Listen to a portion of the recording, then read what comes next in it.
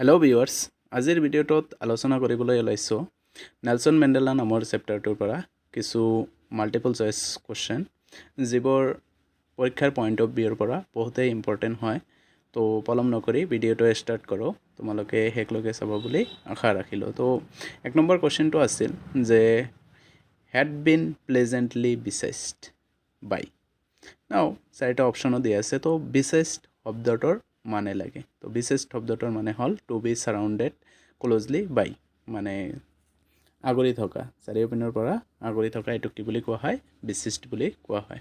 Next question আছে যে hour political ইমানচিপেশ্যন। নাও ইমানচিপেশ্যন মানে কি? এইবোৰ কিতাপতো দিয়া আছে। তো ইমানচিপেশ্যন মানে কি হ'ব? ফ্ৰীডম ফ্ৰম ৰেষ্ট্ৰিকশ্যন, মানে মুক্তি পোৱা, কিহৰ পৰা? স্বাধীনতা পোৱা। ঠিক আছে, ৰেষ্ট্ৰিকশ্যনৰ পৰা, বিভিন্ন ৰেষ্ট্ৰিকশ্যন যে থাকে এইটোৰ পৰা স্বাধীনতা পোৱা কি বুলি কোৱা হয়? ইমানচিপেশ্যন বুলি কোৱা হয়। নেক্সট কুৱেশ্যনটো আছিল যে এনথেম দে ওৱান্স ডেছপাইচড দে। তো ডেছপাইচড শব্দটোৰ মিনিং, এইবোৰ একচুৱেলি ৱাৰ্ড মিনিঙে হয়। তো ডেছপাইচড শব্দটোৰ মিনিং কি হ'ব? হেড এ ভেৰি ল' অপিনিয়ন অফ। নেক্সট কুৱেশ্যন আছিল প্ৰফাউণ্ড। প্ৰফাউণ্ড মানে কি হয়? Deep and strong. Deep and strong মানে যিটো গভীৰ আৰু শক্তিশালী হয়। তো নেক্সট আছিল ট্ৰানজিটৰী, যে দ্য ট্ৰানজিটৰী ফ্ৰীডমছ। ট্ৰানজিটৰী শব্দটোৰ মিনিং লাগে। তো ট্ৰানজিটৰী শব্দটোৰ মিনিং হ'ল lasting for a short time, যিটো মানে অলপ সময়ৰ বাবে থাকে আৰু সেইটোক কি বুলি কোৱা হয়? ট্ৰানজিটৰী। নেক্সট, এইবোৰ মাল্টিপল চইচ কুৱেশ্যনে হয়। তো the inauguration ceremony of Nelson Mandela becoming the president took place in. নেলছন মেণ্ডেলা যে ফাৰ্ষ্ট ব্লেক প্ৰেচিডেণ্ট হৈছিল আৰু তেওঁৰ আত্মজীৱনীখনৰ নাম কি আছিল? Long walk to freedom. আৰু তেওঁ কিমান বছৰ জেলত আছিল? তো 30 years। তো তেওঁৰ সম্পূৰ্ণ নামটো আছিল নেলছন ৰলি লাহলা মেণ্ডেলা। তো তেওঁ ব্লেক প্ৰেচিডেণ্ট হোৱাৰ পিছত প্ৰথম ইনাগ্ৰেশ্যন আৰম্ভণি চেৰেমনিটো ক'ত হৈছিল প্ৰথমতে? তো এনচাৰ কি হ'ব?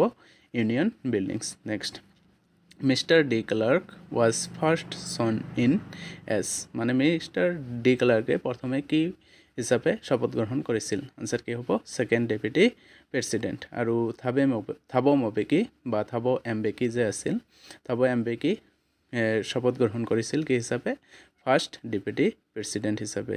তো থাব এম্বেকি ফাৰ্ষ্ট ডেপুটি প্ৰেচিডেণ্ট, আৰু ডি ক্লাৰ্ক, ডি মানে 2 বুলি ক'ব পাৰি। তো ছেকেণ্ড ডেপুটি প্ৰেচিডেণ্ট। তো এইটো আছিল question. Next, the smoke trail of Impala jets চিম্বলাইজড।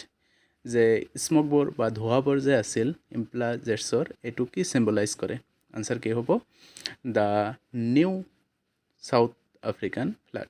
নতুন চাউথ আফ্ৰিকাৰ যিটো ফ্লেগ আছে, পতাকা আছে, এইটোক ৰিপ্ৰেজেণ্ট কৰে বা চিম্বলাইজ কৰে। নেক্সট কুৱেশ্যন আছিল যে great men Oliver Tambo such as Oliver Tambo বা ৱাল্টাৰ চিচুলাছ, এইবোৰ যে মানুহ আছিল were produced as a result of.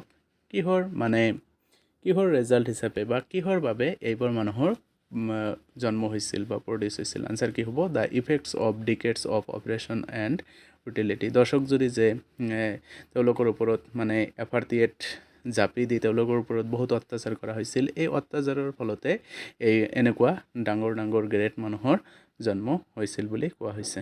Next, the author was বৰ্ণ উইথ চাৰ্টেন ফ্ৰীডম। অথৰ মানে আমাৰ এই চেপ্টাৰৰ নেলছন মেণ্ডেলা চেপ্টাৰটো নেলছন মেণ্ডেলাৰ আত্মজীৱনীয়ে হয়, তাৰ পৰাই লোৱা হৈছে লং ৱাক টু ফ্ৰীডম। তো এই চেপ্টাৰৰ মানে তেওঁ কিছু স্বাধীনতাৰ সৈতে জন্মগ্ৰহণ কৰিছিল। এই স্বাধীনতাবোৰ কি আছিল? আনচাৰ কি হ'ব? ৰানিং ইন দ্য ফিল্ড, পথাৰত দৌৰাটো, আৰু কি?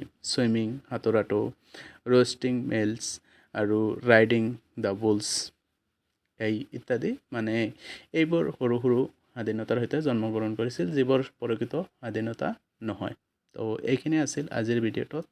তো ইমানতে সামৰিছোঁ, বাই।